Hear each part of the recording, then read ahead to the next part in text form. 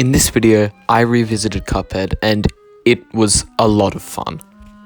Cuphead came out over 4 years ago now, which feels like a lot more than 4 years. I thought I'd revisit it in this video, as it was a lot of fun 4 years ago. So, we'll just get into it. I started off Inkwell Isle 1 by doing the Forest Folly run and gun, as I thought I could try and stack up as many coins and then go buy a bunch of stuff from the shop. Forest Follies was actually really easy as it's only the first run and gun. The only slightly hard thing about Forest Follies was the acorn machine, but I still got past it with a breeze. And that was Forest Follies, overall a really easy level. My final score actually ended up being an A, so it's pretty good. I then headed to the shop to spend my 9 coins on the 1 extra life and the roundabout bullets. I then headed over to the mausoleum to get my first super attack, as it would really help me with a lot of the bosses. Now, this mausoleum was really easy and I flew past it. I got my super and headed on to my first boss, the root pack. The potato ended up being really easy, just 3 parries, a lot of dodging, and the roundabout bullets really helped me. I then went on to the onion, which was exactly the same as the potato. I just dodged his tears and the boomerang bullets really helped me. The carrot was a bit more challenging as I didn't have the spread bullets, and the carrots that were flying at me were a bit more harder to hit and dodge, but I used my super and just kept dodging his beams and carrots, and everything went well. I ended up defeating the root pack and was given the score of an A+. Pretty good if you ask me. I then headed on to Goopy Legrand, probably the easiest boss of the game, and these roundabout bullets helped a lot. I got through him really quickly with no problems at all. His second stage was exactly the same, got through him really quickly and really easily with these roundabout bullets. The grave, like the carrot, was a bit more challenging without the spread, but I just dodged his attacks, used my super, and everything went well. This was another knockout for Mugman, and I was giving an A. Pretty good still. We now head on to Ribby and Croaks. This is where stuff kind of started to pick up with skill level, but I still got through it pretty easily with these boomerang bullets like I've been saying this whole time, but they really helped. Almost straight away, I went on to their second stage, which was, in my opinion, a lot easier. After what felt like a bit longer, I hopped on to their third stage, and this is where things kind of started to pick up, but was still really easy. I started with the devil, which was meh, and then got frog, which was easy enough to just finish him off. Unfortunately, I did get a B, but at least I beat the boss. Ah yes, Hildeberg, the first aeroplane level. This was a bit more challenging as it required a lot more skill, a lot more dodging than majority of the other levels, but I still got past it pretty easily.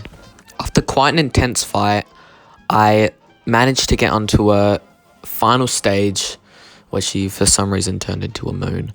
This also was a bit nerve-wracking with the UFOs, but I managed to slip past it really easily. And I was fortunately rewarded with another A+, which was quite surprising for me. I then headed on to Treetop Trouble, which I kind of just rushed through. There's not really much to say about this level except for the final boss fight, which I'll skip to. This final boss fight was a little bit of a challenge, I'll admit, but I managed to parry enough to save up my super, which got rid of quite a bit of his health. That being said though, Treetop Trouble was done. I ended up getting an A-, which in my opinion was still pretty good. I went back to the shop, bought Spread and Smoke Bomb, and headed on to the final boss of Inkwell Isle 1, Cagney Carnation. Cagney Carnation had a bit more going on, but it was still really easy, just a lot of dodging and a lot of simple movement really. Dagny Carnation's final stage was a bit more challenging, as I didn't really expect what platforms to jump on, but using my super, I just managed to finish it off. And I was finally rewarded with an A-. And with that being said, ladies and gentlemen, that was Inkwell Isle 1. When moving on to Inkwell Isle 2, I started with Bareness 1 Bonbon, as I thought that would probably be the most easiest option. And it was. I got past this candy corn without a breeze. Got rid of the waffle easier than I thought. And destroyed the gumball machine really easily. It was the final stage that was a bit more challenging, but I used my super, and not only was it easier than I thought, but I got past it really quick. My final score ended up being an A-, which was pretty good.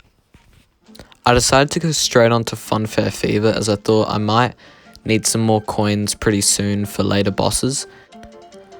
I went on to the last kind of bit with the hot dog, and like the final Treetop Trouble boss, it was a lot easier than I thought.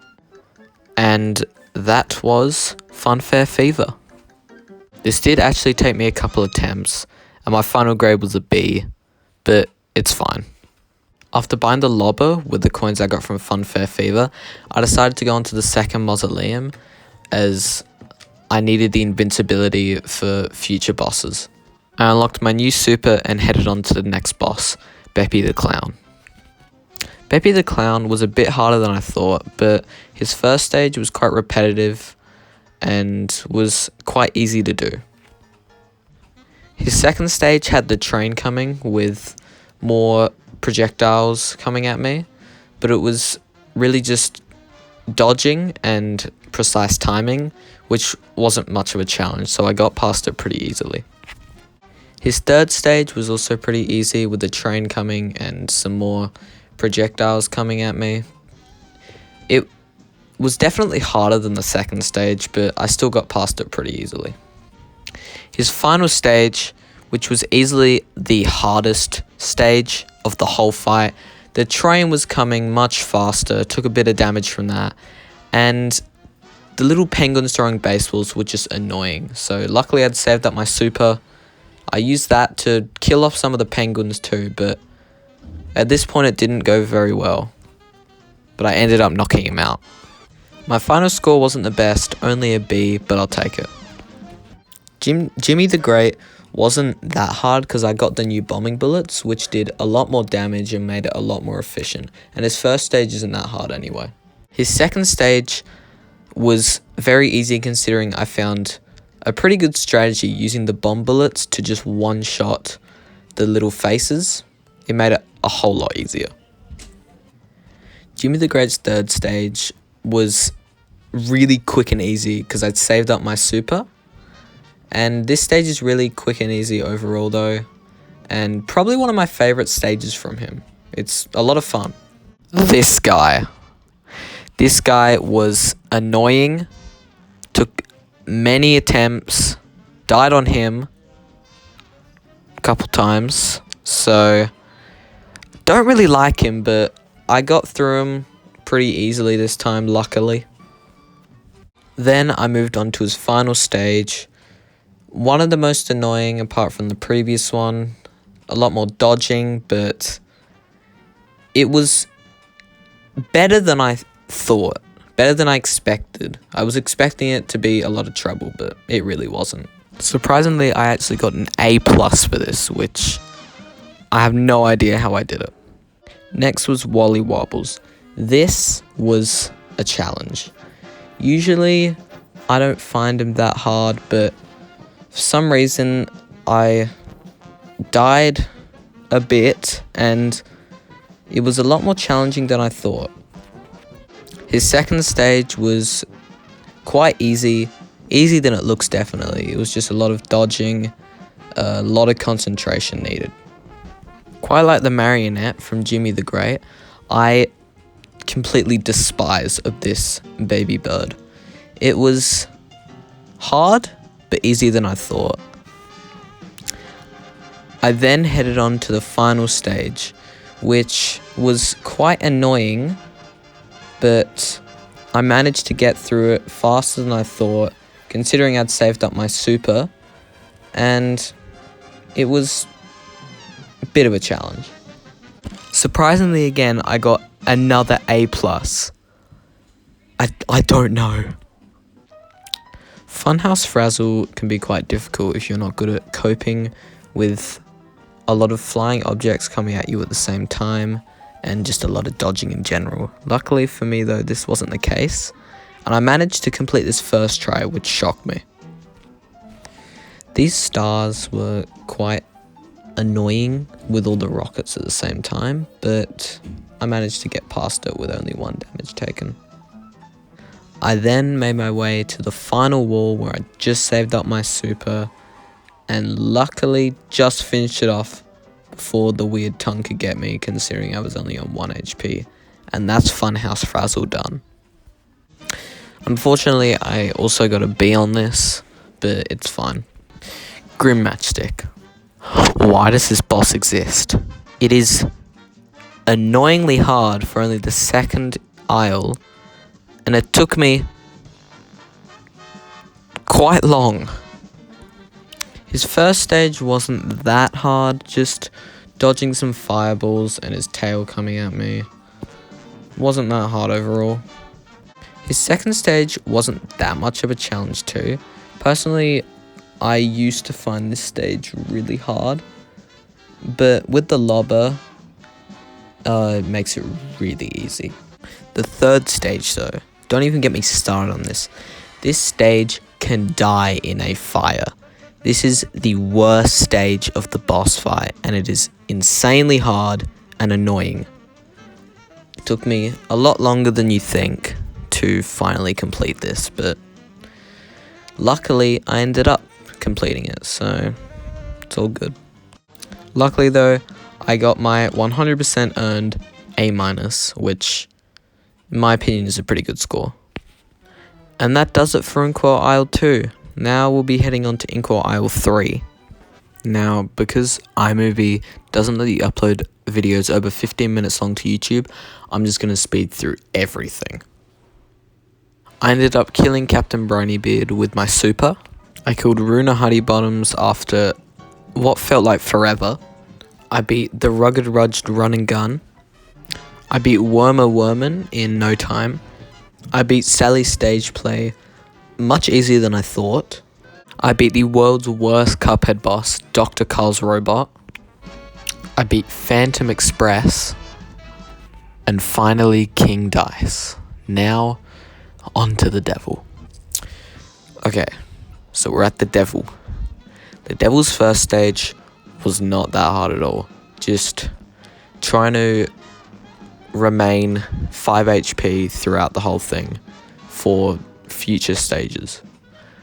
And there's a lot of dodging and a lot going on, but overall it wasn't too hard. After the devil for some reason ripped out of his skin, we headed on to the second stage. Now the second stage was a bit harder, there were a bit more things going on, and only 5 platforms with chips falling down, whatever you call them. Now this stage wasn't that hard. It really started to get hard from the next stage. The third stage only brought it down to 3 platforms, and there were a lot more things going on. So this stage was quite hard. I took a bit of damage, and I mostly died on this stage. It was quite challenging, but it went through really quickly. The final stage only brought it down to 1 platform with the poker chip falling down, and once I'd taken 2 damage, I thought it was over, and I did it. I beat Cuphead. So guys, that's going to be it for today's video. Now, if you did enjoy this video, please like and subscribe. This video took a lot of effort and a lot of raging. And if you have any other games that I should revisit in the future, let me know in the comments. And I might do it, but I'll see you in the next one. Goodbye.